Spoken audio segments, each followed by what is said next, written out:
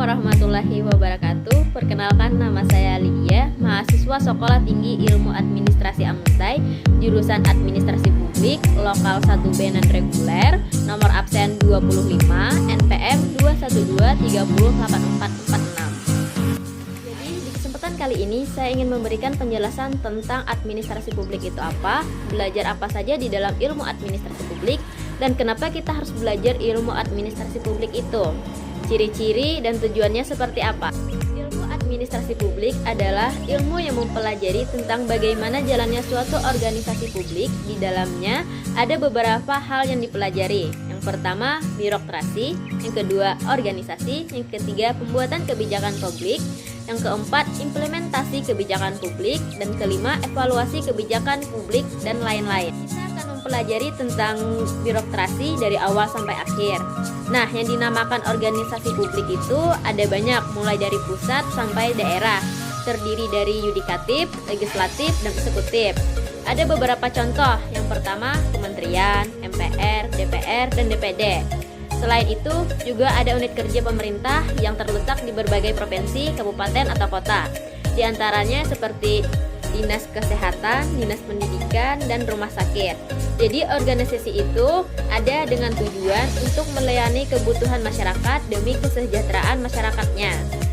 Selain itu, juga organisasi publik bukan untuk mencari keuntungan, melainkan berorientasi pada pelayanan masyarakat, dan penting juga untuk mengetahui konsep dari administrasi publik yang terbagi menjadi dua.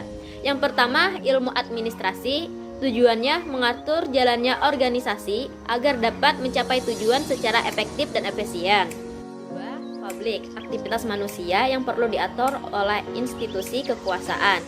Pengaturan ini dilakukan agar organisasi lebih tertata, terutama dalam hal pelayanan publik seperti misalnya pembuatan BPJS untuk mengikuti program vaksin dan untuk pembuatan EKTP serta pelayanan transportasi publik, dan sebagainya. Selanjutnya, kita akan membahas ciri-ciri administrasi. Yang pertama, terdiri atas sekelompok orang. Administrasi tidak bisa dilakukan oleh seseorang saja karena membutuhkan kerjasama dari dua orang atau lebih. Yang kedua, menjalin kerjasama. Yang ketiga, memiliki tujuan yang harus dicapai. Yang keempat, adanya proses kegiatan usaha.